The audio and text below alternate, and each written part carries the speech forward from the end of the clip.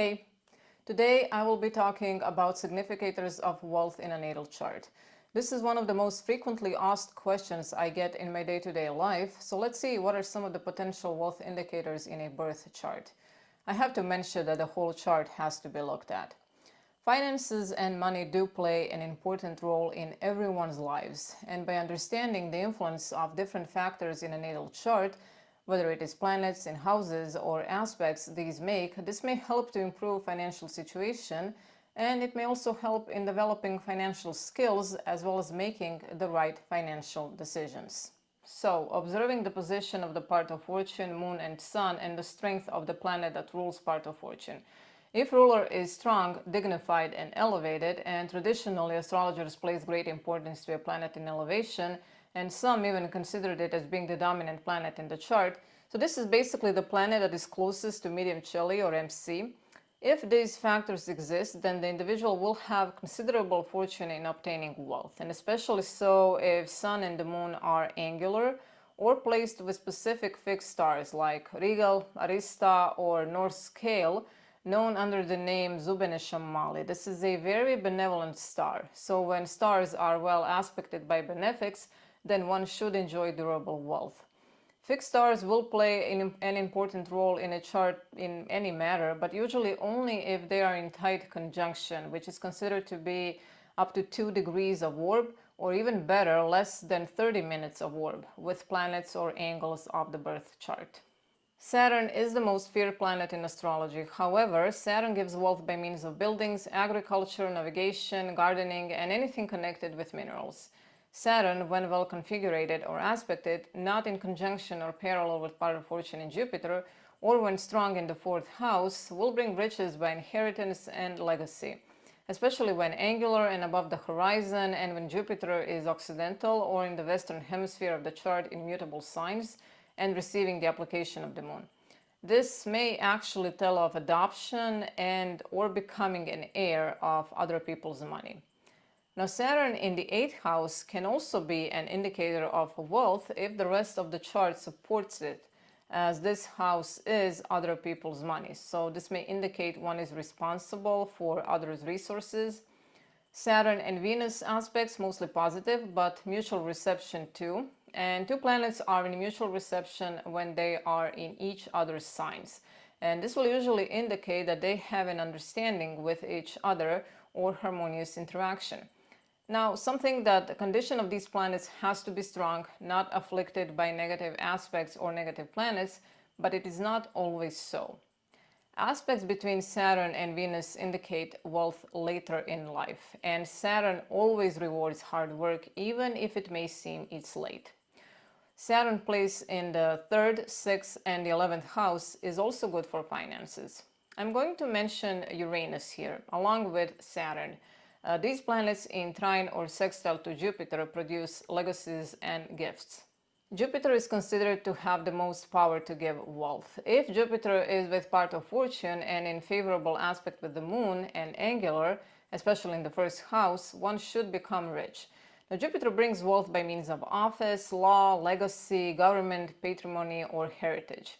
If Jupiter is badly aspected by the luminaries, sun and the moon, but especially by the moon in opposition to Jupiter, this is an indicator of loss of money through extravagance.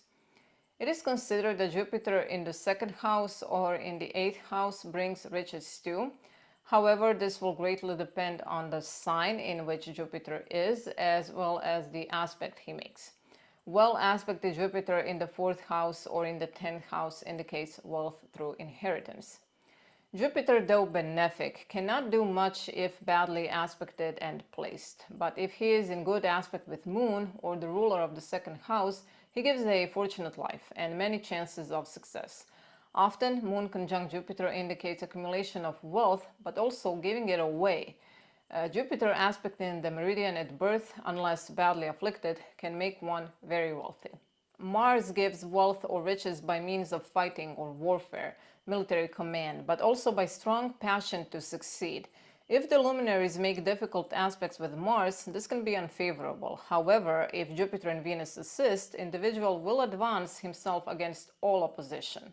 Mercury brings wealth by science and trade. However, if Mercury is in difficult aspect with Uranus, this causes losses by public bodies, by writing, and it also causes sudden accidents. It gives no success in books or business, and if Mercury is highly afflicted, it may even cause imprisonment and poverty. Mercury in favorable aspect with part of fortune, Sun and Moon shows success in most things. Venus, along with Jupiter, is the primary significator of riches, which comes through friends, marriage settlements, or by gifts. Venus is especially beneficial when angular and unafflicted, as then it gives preferment and good success, and also if she is well aspected and not afflicted by position. Now here are some of the indicators of fortunate Venus. So Venus in the second house, Venus ruling the ninth house, Venus in conjunction with the ruler of the ascendant, with Mercury, and or the ruler of the 10th house.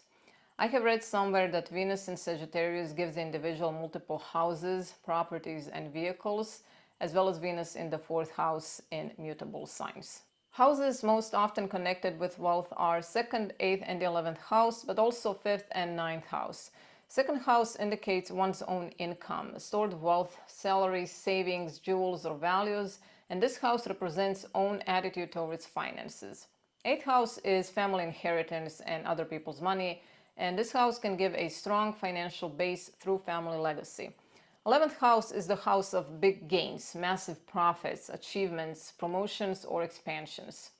And some of the combinations that may indicate wealth and should be looked at are, for example, connections between the mentioned houses as well as with the ascendant, and it is important to check the strength of the rulers of these houses. Second house ruler in the 11th house or vice versa. Sometimes conjunction between the second house ruler with the 11th house ruler can also be an indicator of wealth.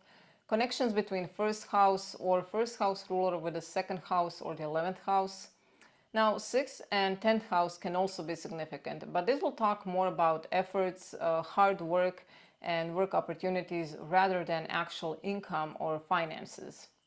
Next, 8th house ruler in the 2nd, 9th, or in the 11th house, or the other way around, can either bring wealth or lack of one.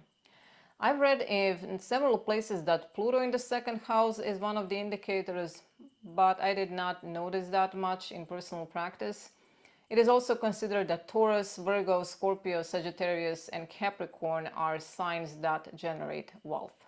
The best indicators for wealth are when the Sun, Moon, or part of fortune are angular or with good fixed stars, making easy aspects with each other, one of them culminating, meaning near the MC, but especially the Moon.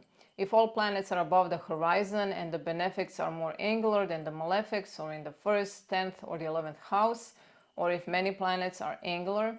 For example, Sun will give wealth by preferment, command, gifts, or dignity. Moon by learning, navigation, by women or common people.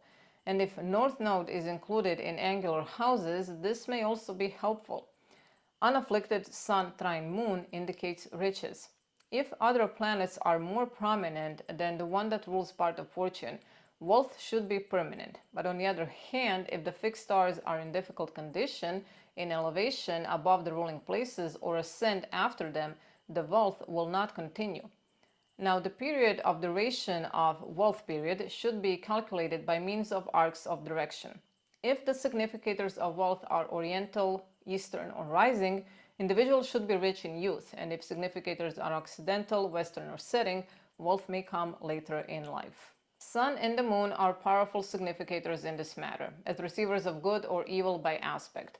Jupiter and Venus are the causes or natural authors of good, while Saturn, Mars, Uranus, and often Neptune and Pluto are naturally bad and unfortunate. Mercury is neutral. So if Sun and Moon are in conjunction, semisextile, trine, or parallel with Venus and Jupiter, this is a sign of wealth. Now, parallel may be zodiacal or mundane when a planet is at equal distances from any of the 4 angles. If the Moon is strong by nature in a dignified sign, free from difficult aspects, Moon is actually more powerful significator of good fortune than the Sun.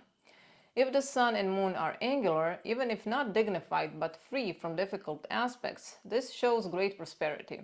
Again, with eminent fixed stars, the luminaries are prosperous.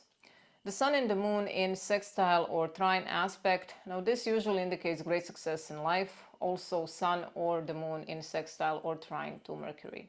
This celestial study, named astrology or the doctrine of the stars, can be defined as the art of foreknowing and predicting individuals' life or future events by the motions, positions, configurations, influences by the planetary orbs, and various celestial phenomena like comets or eclipses.